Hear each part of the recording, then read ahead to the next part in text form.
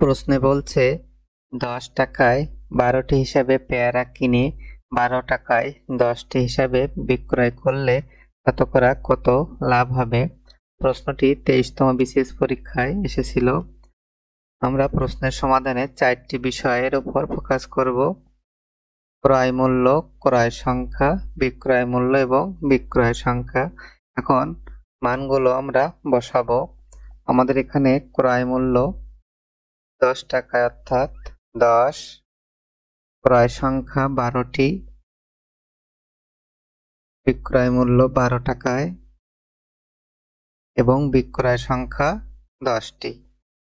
তাহলে আমাদের শতকরা লাভের শর্টকাট সূত্রটি হবে বিক্রয় মূল্য ইন্টু ক্রয় সংখ্যা বিয়োগ ক্রয় মূল্য ইন্টু বিক্রয় সংখ্যা ভাগ ক্রয় মূল্য ইন্টু বিক্রয় সংখ্যা। এখন আমরা মানগুলো বসাবো। আমাদের এখানে বিক্রয় মূল্য 12 গুণ ক্রয় সংখ্যা 12 বিয়োগ ক্রয় মূল্য 10 গুণ বিক্রয় সংখ্যা 10। নিচে হবে ক্রয় মূল্য অর্থাৎ 10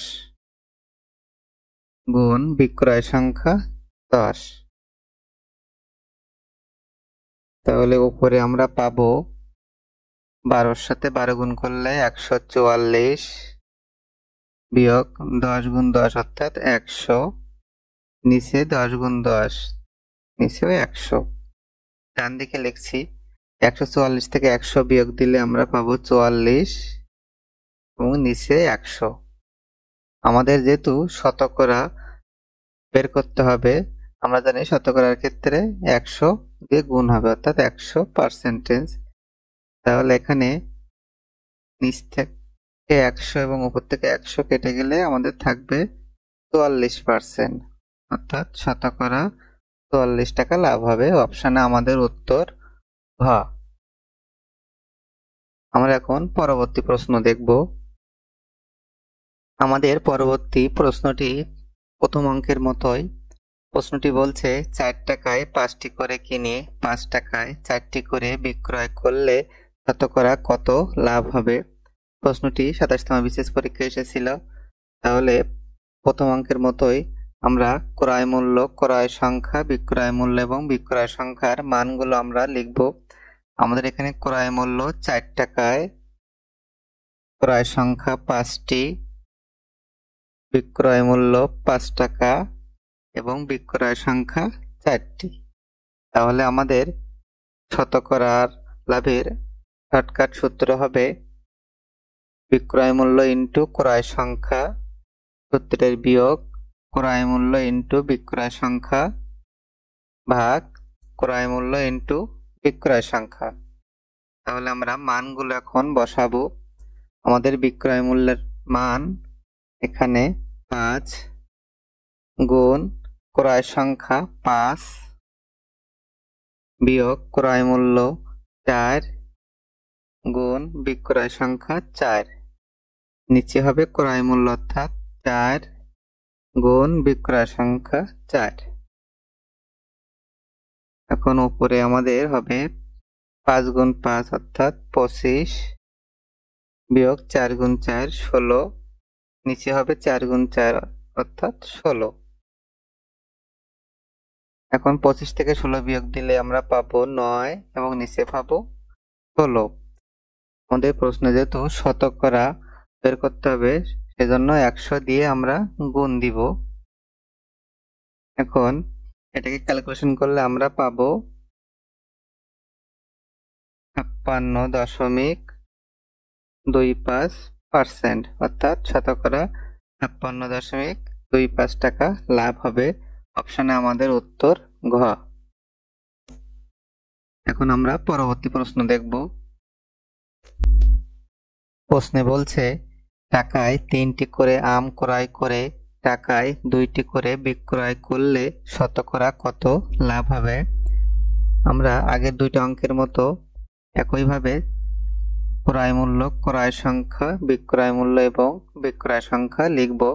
এখানে আমাদের ক্রয় মূল্য টাকায়, অর্থাৎ ক্রয় মূল্য 1 টাকা, ক্রয় সংখ্যা 3টি, বিক্রয় মূল্য এখানে টাকায় বলছে অর্থাৎ 1 টাকা, বিক্রয় সংখ্যা 2টি।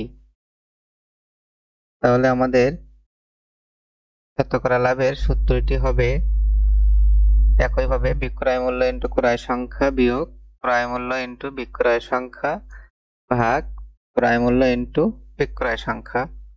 তাহলে আমরা মানগুলো বসাবো।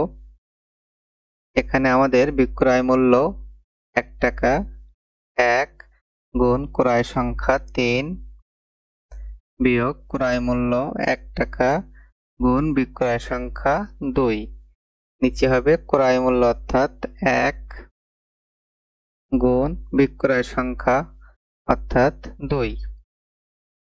তাহলে উপরে 1 গুণ 3 অর্থাৎ 3 বিয়োগ 1 গুণ 2 অর্থাৎ 2 এবং নিচে হবে 2। তাহলে 3 থেকে 2 বিয়োগ দিলে আমরা পাবো 1 এবং নিচে 2। আমাদের যেহেতু শতকরা বলছে সেই জন্য 100 দিয়ে গুণ হবে। তাহলে এখন 100 কে 2 দিয়ে কাটলে আমরা পাবো 50, অর্থাৎ শতকরা 50 টাকা লাভ হবে, 50%। অপশনে আমাদের উত্তর গ। এখন আমরা পরবর্তী প্রশ্ন দেখব। আমাদের 4 নম্বর অঙ্কটি বলছে টাকায় 10টি দরে আমলকি ক্রয় করে টাকায় 8টি দরে বিক্রয় করলে শতকরা কত লাভ হবে। এই অঙ্কটি আমাদের পূর্ববর্তী 3 নম্বর অঙ্কের মতো। তাহলে একইভাবে আমরা 4টি বিষয় এখানে দেখব, ক্রয় মূল্য, ক্রয় সংখ্যা, বিক্রয় মূল্য এবং বিক্রয় সংখ্যা। তাহলে মানগুলো আমরা লিখব। এখানে ক্রয় মূল্য টাকায় যেহেতু বলছে সেজন্য 1, ক্রয় সংখ্যা 10টি, বিক্রয় মূল্য টাকায় বলছে সেজন্য 1 টাকা এবং বিক্রয় সংখ্যা 8টি। তাহলে শতকরা লাভের সূত্রটি হবে, এখন শতকরা লাভের সূত্রটি লেখার আগে আমরা 2টি টেকনিক দেখব। প্রথম টেকনিকটি বলছে যে অঙ্কে যদি ক্রয় মূল্য এবং বিক্রয় মূল্য সমান হয়, এখানে ক্রয় মূল্য 1 টাকা এবং বিক্রয় মূল্য 1 টাকা, অর্থাৎ আমাদের ক্রয় মূল্য এবং বিক্রয় মূল্য সমান। দ্বিতীয় শর্তটি বলছে 2 ক্ষেত্রে টাকায় লেখা থাকলে আমাদের প্রশ্নে এখানে 2 ক্ষেত্রে এখানেও টাকা লেখা আছে এবং এখানেও টাকা লেখা আছে, অর্থাৎ টাকার শুধু টাকা লেখা থাকবে, টাকার আগে কিছু লেখা থাকবে না। এক্ষেত্রে আমাদের শতকরা লাভের সূত্রটি হবে ক্রয় সংখ্যা বিয়োগ বিক্রয় সংখ্যা ডিভাইডেড বাই বিক্রয় সংখ্যা।